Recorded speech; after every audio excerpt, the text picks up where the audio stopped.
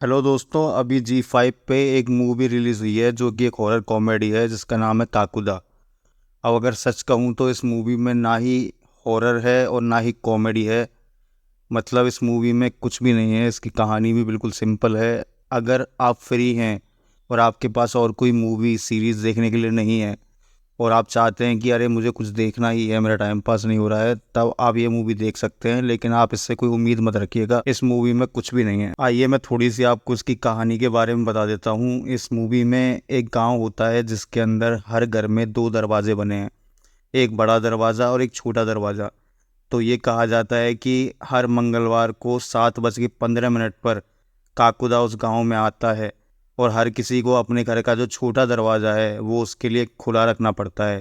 अगर किसी भी घर का छोटा दरवाज़ा बंद हुआ तो काकुदा उस घर में जाता है, उस घर में से किसी एक आदमी को चुनता है और उसको लात मारकर कुबड़ा बना देता है। और इसके 13 दिन बाद उस इंसान की मौत हो जाती है। तो इसमें सोनाक्षी सिन्हा जो उस गांव की नहीं है, उनको उस गांव के एक लड़के से प्यार हो जाता है और वो उस लड़के से शादी करने वाली होती हैं और उनके पापा मना कर देते हैं, तो वो दोनों भाग के शादी कर लेते हैं। तो शादी वाले दिन गेट दरवाज़ा बंद करना होता है उस लड़के को, लेकिन शादी की वजह से वो लेट हो जाता है और जो सोनाक्षी सिन्हा से प्यार करती है वो घर का दरवाज़ा बंद नहीं कर पाता। इतने में काकुदा आ जाता है और उसकी लात मारकर उसको कूड़ा बना देता है। अब ये तय हो चुका है कि अब से 13 दिन बाद उसकी मौत हो जाएगी, लेकिन सोनाक्षी सिन्हा सोचती है कि ये सब अंधविश्वास है। तो वो उसको दिल्ली ले जाती है ऑपरेशन करवाने के लिए, डॉक्टर को दिखाने के लिए। डॉक्टर उसका कुंवर जो होता है उसको निकाल देता है, लेकिन थोड़ी देर बाद वो कुंवर दोबारा उसकी उगाती है। तो सोनाक्षी सिन्हा फिर वहां से वापस आ रही होती है, तभी उसको एक इंसान एक कार्ड देता है कि जिन चीजों का जवाब डॉक्टर के पास नहीं होता उनका जवाब मेरे पास होता है। तो सोनाक्षी सिन्हा वापस गाँव आ जाती है। तब फिर सोनाक्षी सिन्हा को कोई रास्ता दिखाई नहीं देता है। फिर वो उस बंदे को कॉल करती है जो दिल्ली में उसको मिला था, और वो होते हैं रितेश देशमुख, जो कि इस मूवी में एक घोस्ट हंटर बने हुए हैं। वो गांव आते हैं और इनकी मदद करने की कोशिश करते हैं। अगर आप देखना चाहते हैं तो मूवी देखकर पता लगा सकते हैं कि वो मदद कर पाते हैं या नहीं कर पाते। बस इतनी सी कहानी है इसकी। ना इसमें ज़्यादा मज़ा आएगा आपको देखने में, पर अगर आप चाहते हैं तो आप देख सकते हैं। मैं मूवी को 5 में से 2 स्टार दूंगा। और आगे मैं बताने जा रहा हूँ काकुदा की स्टोरी, जो पिक्चर में आगे जाके आपको बताएंगे कि वो काकुदा की क्या कहानी है, वो मैं बता रहा हूँ। तो स्पॉइलर है, अगर आप चाहते हैं देखना मूवी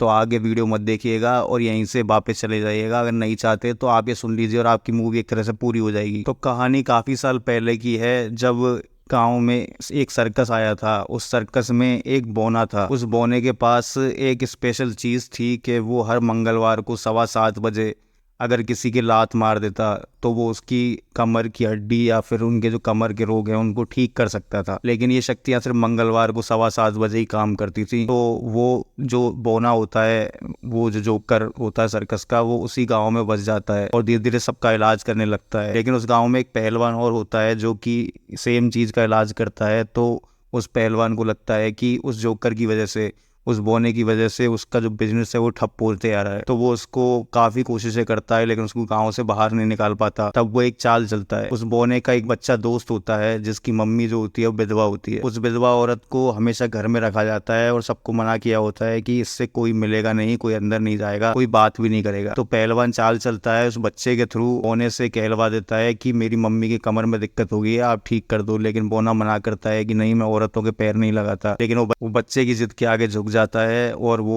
अंदर जाता है। जैसे ही वो अंदर जाता है, पहलवान पूरे गांव वालों को लेके आ जाता है और उन दोनों पर इल्जाम लगाता है। अब चूंकि वो विधवा थी और किसी गैर मर्द के साथ थी एक कमरे में, तो इससे गांव वाले उन्हें गलत नजरों से देखते हैं और पीटने लगते हैं बोने को। और बोने को पीटते पीटते बहुत ज्यादा पीटते हैं और उसके घर को भी आग लगा देते हैं।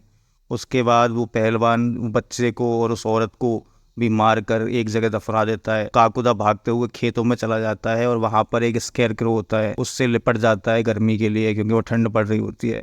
और 13 घंटे तक तड़पने के बाद उसकी मौत हो जाती है।